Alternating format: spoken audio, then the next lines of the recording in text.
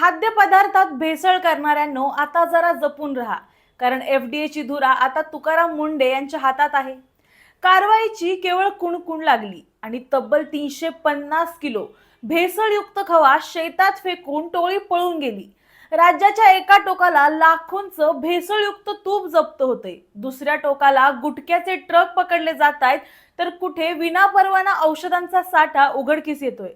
गेल्या काही दिवसात अन्न व औषध प्रशासनाच्या धाडसत्रामुळे भेसळखोरांमध्ये अक्षरशः खळबळ उडाली आहे. विशेष म्हणजे या कारवायांमध्ये जप्त झालेल्या मालाची किंमत कोट्यावधी रुपयांपर्यंत पोहोचली आहे. नेमक्या कुठे कुठे कारवाया झाल्या आणि त्यातून काय उघड झालं? सोबतच रिअल लाईफ सिंघम म्हणवले जाणाऱ्या मुंढेंनी काहीच दिवसात भेसळ करणाऱ्यांना कसा घाम फोडलाय, चला जाणून घेऊया.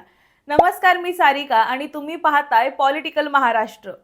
IAS तुकाराम मुंढे यांनी औषध व अन्न प्रशासनाच्या आयुक्त पदाचा पदभार स्वीकारताच राज्यभरात धडक कारवाईचे सत्र सुरू झालेत.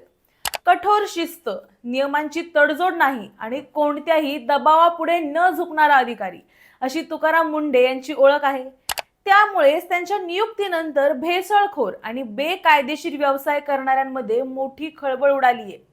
मुंढे यांच्या मार्गदर्शनाखाली राज्यभरात एकाच वेळी अनेक ठिकाणी छापेमारी करण्यात आली आहे. नागपुरात अन्न व औषध प्रशासनानं मोठी कारवाई करत तब्बल 65 लाख रुपयांपेक्षा जास्त किमतीचा माल जप्त केलाय. धंतोली इथल्या एका स्किन, लेझर आणि हेअर ट्रान्सप्लांट क्लिनिकवर टाकलेल्या छाप्यात 60 ते 8 लाख रुपयांचा ॲलोपॅथिक औषध साठा जप्त करण्यात आलाय.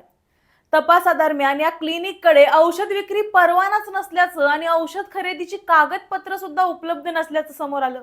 याच कारवाईत एनर्जल नावाच्या रेडी टू सर्व्ह न्यूट्रास्युटिकल प्रतिबंधित अन्न पदार्थांचा तब्बल 58,42,000 रुपयांचा साठा सुद्धा जप्त करण्यात आलाय.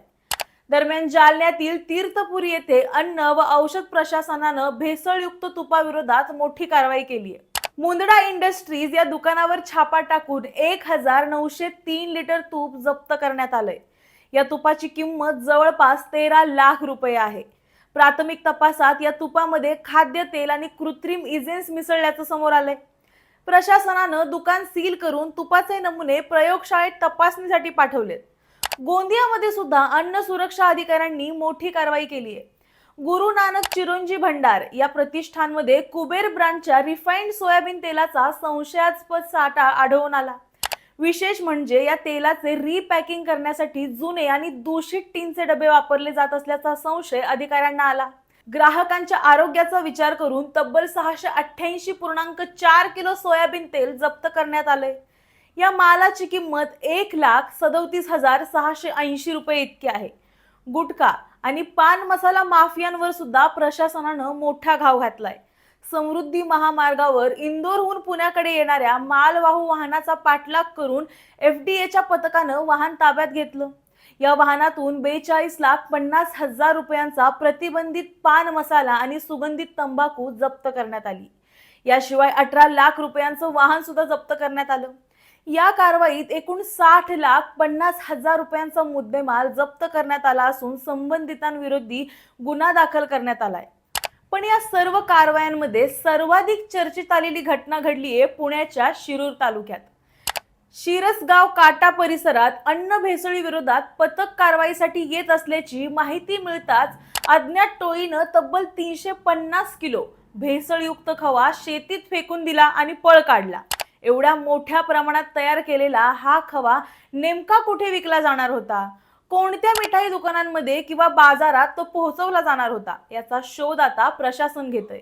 या घटनेमुळे नागरिकांमध्ये संताप व्यक्त होत असून आरोग्याशी खेळ करणाऱ्या रॅकेटचा पर्दाफाश करण्याची मागणी जोर धरते. इंदापूरमध्ये सुद्धा अन्न व औषध प्रशासन आणि पोलिसांनी संयुक्त कारवाई करत प्रतिबंधित गुटखा, पान मसाला आणि तंबाखूचा मोठा साठा जप्त केलाय. एम सेंटेड तंबाखू, विमल पान मसाला, डायरेक्टर पान मसाला, प्रीमियम RMD आणि V1 तंबाखूसह विविध ब्रँडचा माल जप्त करण्यात आलाय. या कारवाईत 1,07,000 रुपयांचा प्रतिबंधित माल आणि 1,50,000 रुपयांचं वाहन ताब्यात घेण्यात आलंय. एकूण 2,57,000 रुपयांचा मुद्देमाल जप्त करण्यात आला असून 3 आरोपींवर गुन्हा सुद्धा दाखल करण्यात आलाय. तसंच छत्रपती संभाजीनगरमध्ये सुद्धा एफडीएनं प्रसन्ना डेअरी अँड फूड्स या आस्थापनावर छापा टाकत संशयित गाईचं तूप जप्त केलंय. सुमारे 18,000 रुपयांचा हा साठा तपासणीसाठी पाठवण्यात आला असून अहवालानंतर पुढची कारवाई होणार आहे.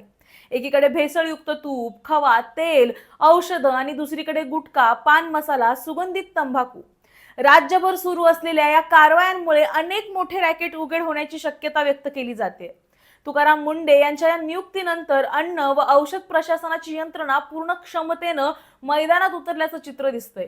आता पुढच्या काही दिवसात आणखी किती मोठे साठे जप्त होतात आणि किती भेसळखोरांच्या मुसक्या आवळल्या जातात याकडे संपूर्ण महाराष्ट्राचं लक्ष लागलंय. तुम्हाला याबद्दल काय वाटतं हे आम्हाला कमेंटमध्ये नक्की सांगा. व्हिडिओ आवडला असेल तर लाईक करा, शेअर करा आणि पाहायला विसरू नका पॉलिटिकल महाराष्ट्र.